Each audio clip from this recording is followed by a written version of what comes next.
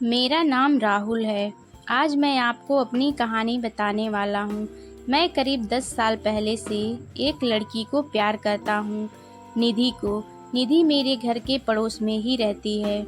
मुझे उससे पहली नज़र में ही प्यार हो गया था। वो मेरे उस समय का प्यार है जब मैं यह भी नहीं जानता था कि प्यार होता क्या है। मेरा कपड़े का बिजनेस है, काफ़ी अच्छा है। मेरी और कोई भी इच्छा नहीं है सिवाय निधि को अपनी ज़िंदगी में लाने का। हम दोनों अभी तो बहुत अच्छे दोस्त हैं। निधि मुझसे सारी बातें शेयर करती है। अभी तक मैंने उसे प्यार का इजहार नहीं किया है। निधि का एक सपना है कि उसे मुंबई जाकर एक एक्ट्रेस बनना है, फिल्मों या टीवी में। इसलिए मैंने उसका सपना पूरा करने के लिए उसकी मदद की, उसके घर वालों को मनाया और उसे मुंबई भी मैं छोड़ आया। निधि के पापा उसके बचपन में ही चल बसे थे। उसकी मम्मी के साथ वो अपने मामा के यहाँ रहती है। निधि को उस समय बहुत शौक लगा था। कुछ दिनों तक वो बोल भी नहीं रही थी, मामा को पापा कह रही थी। उस समय से उनका परिवार निकल गया। अब मैं चाहता हूँ कि निधि अपना यह सपना पूरा करे, इसलिए मैं भी उसकी मदद कर रहा हूँ। लेकिन शायद उतना आसान भी नहीं था। निधि 3 सालों से मुंबई में है। मैं उससे बात करता रहता हूँ, कभी कभी मिल भी आता हूँ। मेरे दोस्त मुझे कहते हैं कि मैं निधि को प्रपोज कर दूँ। ऐसा बहुत बार उनके कहने पर एक रात मैंने निधि को फ़ोन किया। निधि को फ़ोन किया तो उसने वहाँ से कहा, राहुल कहाँ हो तुम? मैंने कहा, निधि मैं राहुल अभी घर पर हूँ। वो बोली, घर? मुझे यहाँ एयरपोर्ट पर छोड़ दिया। मुझे कुछ समझ नहीं आया। मैंने बोला, निधि मैं राहुल। वो फिर बोली, हाँ बोलो। मैंने बोला कि मुझे तुम्हें कुछ कहना है। ऐसा कहकर मैंने आई लव यू बोल दिया और मेरी खुशी का कोई ठिकाना नहीं रहा जब निधि ने भी I love you too Rahul बोला और बोली कि मैं आ रही हूँ सुबह तुम्हारे पास। सुबह वो भी आई और साथ में उसके माँ और मामा भी, शादी की बात करने। मेरे मम्मी पापा मानेंगे या नहीं इसका मुझे पता नहीं था, लेकिन उनके जाने के बाद मम्मी बोली कि 3 दिन में शादी है। मैंने बोला, इतनी जल्दी? मम्मी का मुंह थोड़ा उतरा हुआ था। वो बोली, यह सब तुम्हें पहले सोचना था, अब तो जल्दी करना ही पड़ेगा ना। मुझे घर वालों का रिएक्शन समझ नहीं आ रहा था, लेकिन मैं इस बात से ज़्यादा खुश था कि मेरी शादी निधि से हो रही है।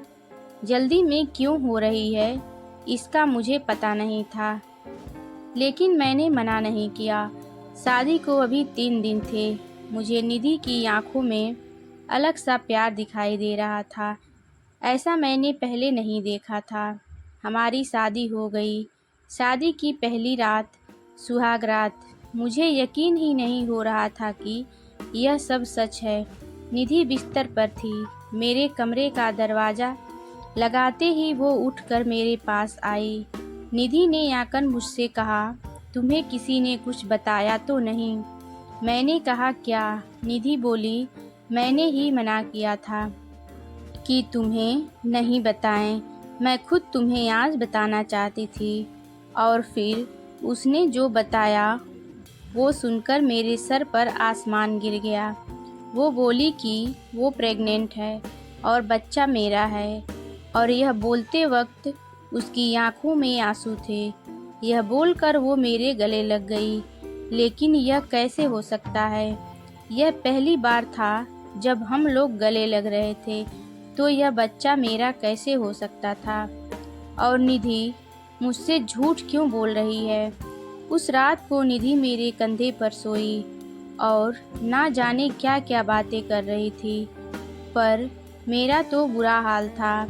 अब मुझे समझ आया कि यह शादी इतनी जल्दी में क्यों की गई, क्योंकि निधि ने सभी को यह बताया था कि यह बच्चा मेरा है। इसलिए घर वालों ने शादी के लिए इतने जल्दी में ही हाँ कहा। मेरा प्यार निधि के लिए बहुत था अब मुझे ऐसा लग रहा था कि मैं बेवकूफ़ बन गया, पर निधि जब भी यह बोलती उसकी आंखों में सच्चाई ही रहती।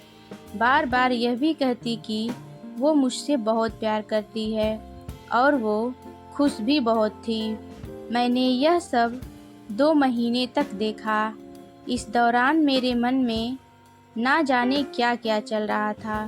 फिर एक रात मैंने निधि को कहा कि निधि यह सब क्या है, यह बच्चा किसका है। वो बोली, राहुल क्या मजाक कर रहे हो। मैंने बोला, निधि तुम मुझे सच बता दो, मैं तुमसे प्यार करता हूँ। यह बच्चा किसका है, मैं इस बच्चे को अपना लूँगा। वो रोने लगी, बोली, क्या बोल रहे हो तुम, मुझे ऐसा समझते हो, क्या कहना चाहते हो, यह तुम्हारा नहीं है। उस रात मेरे सब्र का बांध टूट गया और मैंने निधि को घर से जाने को कह दिया। निधि उसी समय अपने घर रोते हुए चली गई। हमारे घरों में यह बात पता चल गई थी। निधि मेरे प्यार का फ़ायदा उठा रही थी। फिर एक दिन जब निधि अपने घर वालों के साथ डॉक्टर के पास गई थी, तब एक औरत 55 साल की निधि का पता पूछने मेरी दुकान पर आई। मैंने बोला, वो उसका घर है, पर अभी वो है नहीं। मैंने उससे पूछा, आपको क्या काम है। वो बोली कि मैं निधि उस रात एयरपोर्ट से उस दुर्घटना के बाद अचानक चली गई। मैं पूछना चाहती थी कि वो ठीक तो है ना। मैंने पूछा, कैसी दुर्घटना। वो बोली, एक्सीडेंट, मेरे बेटे राहुल का। मैंने पूछा, राहुल। वो बोली, हाँ, मेरा बेटा राहुल और निधि एक दूसरे से प्यार करते थे। दोनों शादी करने वाले थे। निधि के साथ मैं और राहुल निधि के घर आ ही रहे थे कि रोड क्रॉस करते वक्त मुझे बचाने के लिए मेरा बेटा एक बड़ी बस के नीचे आकर चल बसा।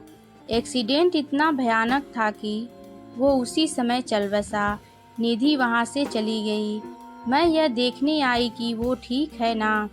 अब मुझे सब समझ आ गया था।